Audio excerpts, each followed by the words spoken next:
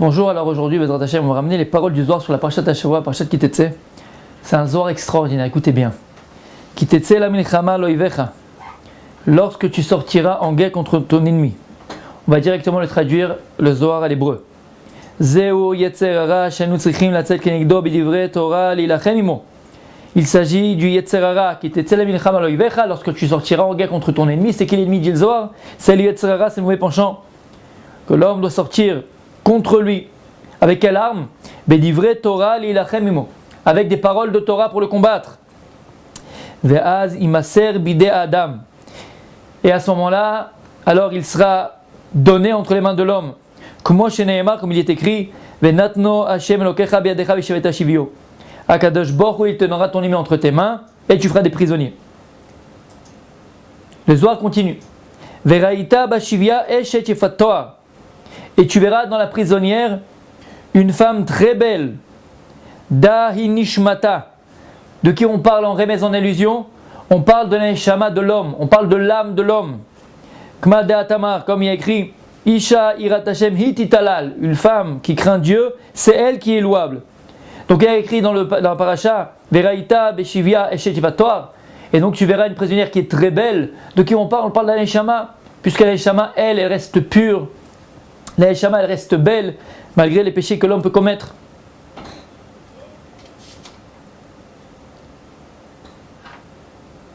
Mais la Neshama, elle est appelée Shivia, il dit le Zohar. La Neshama, elle est appelée prisonnière. Pourquoi? Parce que lorsque l'homme y faute, la Neshama, elle quitte le corps, elle quitte la personne, Kaviachol. Et la Neshama, elle est fait prisonnière par les forces du mal. Alors qu'est-ce que l'homme doit faire à ce moment-là? Veveta el torbetecha. La Torah, elle dit, et tu l'amèneras à l'intérieur de ta maison. Et c'est quoi l'intérieur de ta maison? C'est tu feras revenir la Neshama dans ton sein et dans ton corps, à l'idée à Tchouva, par le repentir. Par le repentir, tu feras revenir la Neshama el torbetecha à l'intérieur de ta maison. Ta maison, c'est toi. Et comment tu feras ça? Vegilcha et rosha ve'asta et tzipornea. Tu lui raseras la tête et tu lui feras les ongles. C'est que le symbole de la Touma, ils sont sur les cheveux et sur les ongles. Lorsque par exemple on se coupe les cheveux ou on se coupe les ongles, on doit faire Netilat Yadayim à cause de la Touma. Donc à l'idée, la personne, elle va purifier ses actes, purifier ses paroles, purifier ses pensées.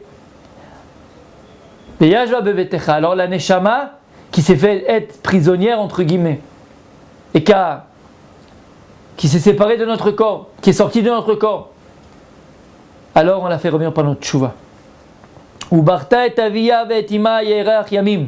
Et là, elle pleurera son père et sa mère 1 mois. Il dit le Zohar, c'est quoi ce mois-là? Dahi Yerecha de Elul. Il dit le Zohar, c'est le mois de Elul, le mois de la Teshuvah. Pourquoi c'est un mois de la Teshuvah? Il dit le Zohar, Debe Salik Moshe le Torah Limbay Rachmani Kamekut Shabechu Beged Ishtabak l'Israël El Choba de Regla. Parce que au mois de Elul, Moshe Rabbeinu est monté dans le ciel pour demander le pardon du peuple juif après la faute du Hegel. Et donc, le Zohar nous voit quelque chose d'extraordinaire dans cette paracha. On est en plein mois d'Elul. La Torah, elle vient, elle te dit que le mois de Elul, c'est un mois qui est propice. C'est un mois qui est propice à la Teshuvah, où si l'homme béhémet, la personne béhémet, pendant ce mois de Elul là, elle pleure devant Akadosh Baruch Hu sur tous les péchés qu'elle a pu commettre, pour toutes les mauvaises actions qu'elle a pu commettre, les mauvaises pensées qu'elle a pu avoir. Alors Akadosh Baruch Hu, il accepte cette tefila, comme il a accepté la tefila de Moshe Rabbeinu. Malheureusement, tout au long de l'année, par nos actes, par les choix qu'on a pu faire, la Neshama, qui elle est une parcelle divine, Théora, on dit le matin, elle reste Théora, elle reste pure, mais elle ne peut pas rester dans un corps impur, elle ne peut pas rester dans une personne impure. Et la personne, par ses fautes, elle perd ce niveau de potentiel de vie que Dieu lui avait donné. Comme on sait, il y a 5 niveaux de potentiel de vie que Dieu donne à l'homme. Nefesh, Ruach, Neshama, Chaya, Yechida.